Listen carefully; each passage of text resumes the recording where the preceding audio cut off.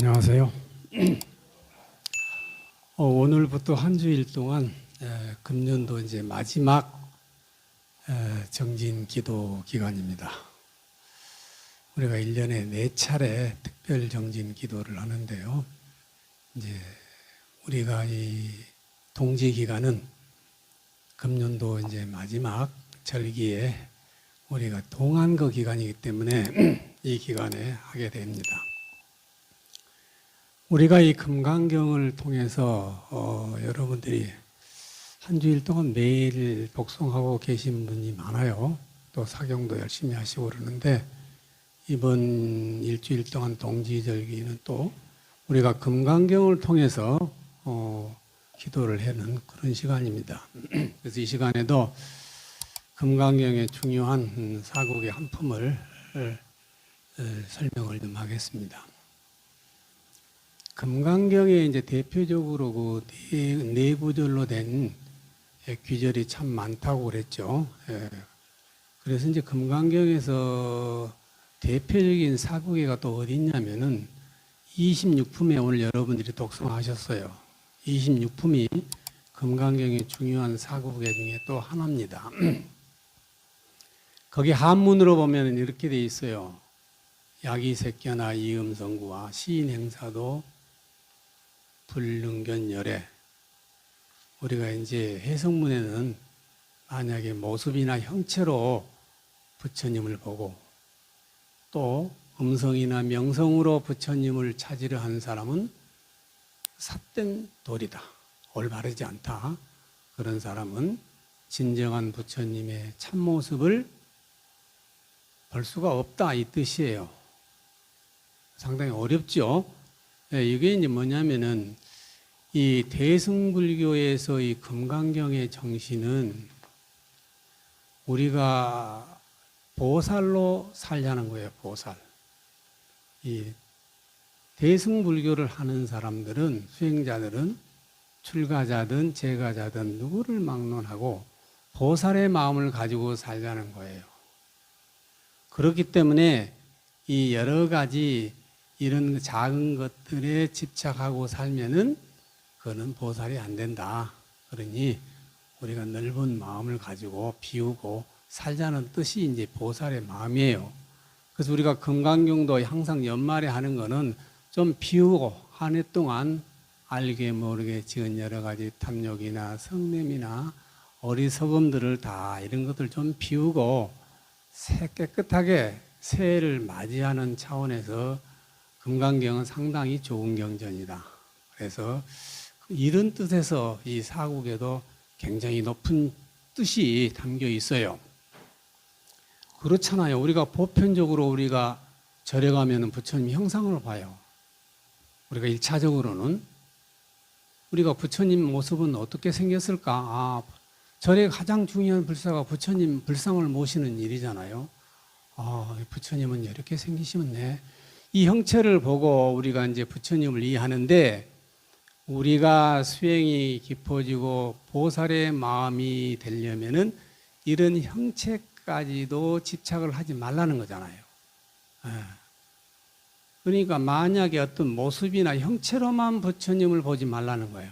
그 부처님이 불상이 전부 부처님이 아니다라는 뜻이죠. 또 음성이나 명성으로만 부처님을 찾으려 하는 사람도 삿된 사람이다. 올바르지 않다. 그런 사람은 진정으로 부처님을 만날 수가 없다. 이거예요. 왜 이런 게 나왔냐면 원래 부처님은 이 초기 경전에 보면은 굉장히 외모가 뛰어난 분이었어요. 부처님의 용모가. 그래서 부처님은 우리 보통 사람들보다도요, 신체적인 특징이 크게 보면은 32가지나 우리 중생들하고 다르다고 그래요. 머리끝부터요, 발가락까지가 전부 달라요. 그래서 우리 생물학적으로 보면 그런 우성인자가 크게 보면은 32가지라는 거예요.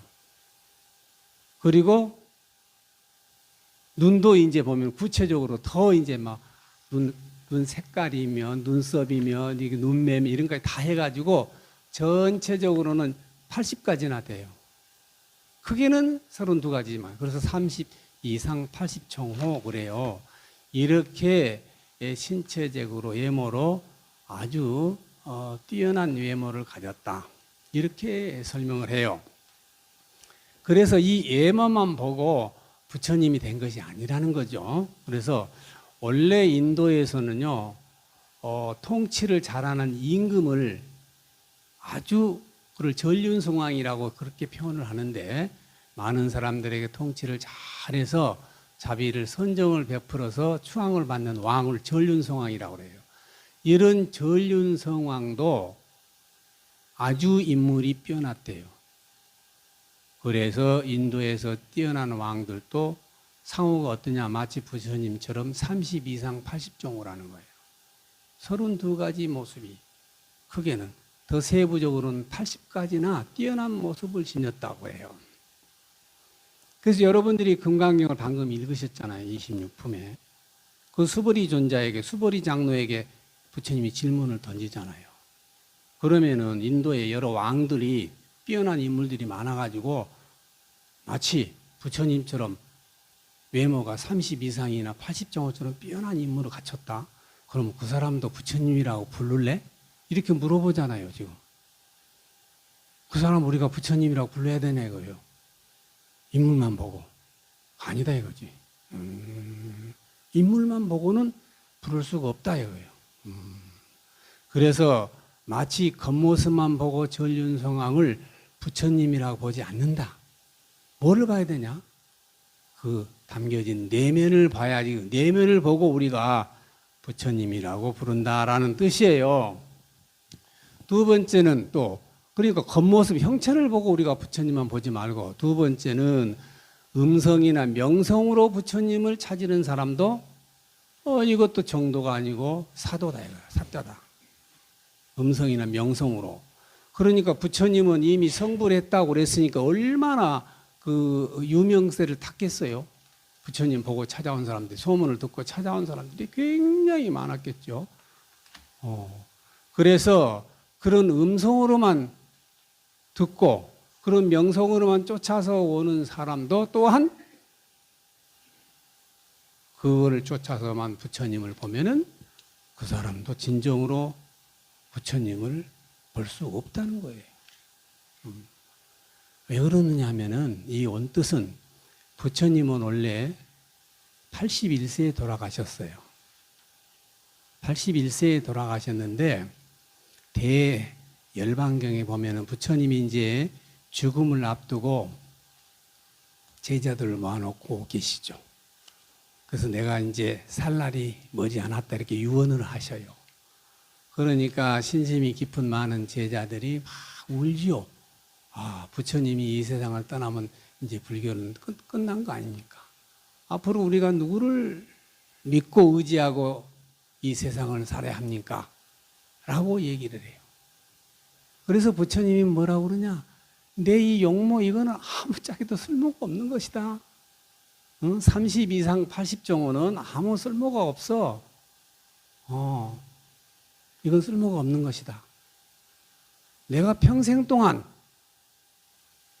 여러분들에게 남겼던 가르침, 진리라든지 이 계율이 바로 이게 진리고 스승이다 이거예요. 그렇게 설명을 해요.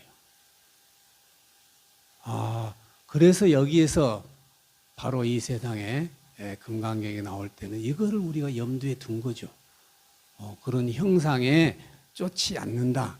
그래서 육신은 한정이 있지만은 부처님의 진리의 몸은 영원하다. 그 진리의 몸을 우리가 어려운 말로 한문에서는 법신이라고 그래요. 법신.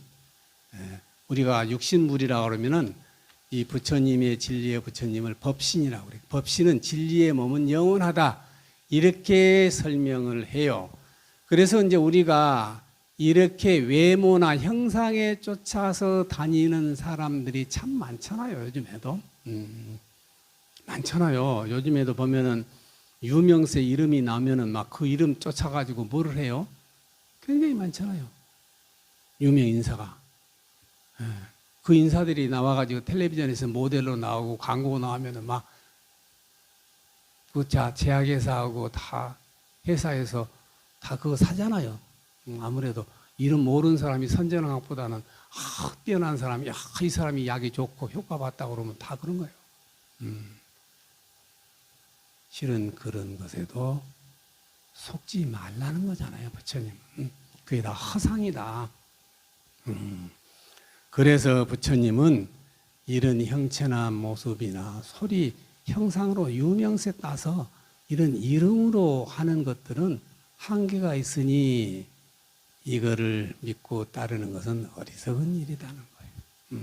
그래서 이 진리에 의지해서 사는 삶, 이것이 보살행위다라고 설명한 것이 바로 26품에서 유명한 개송이에요.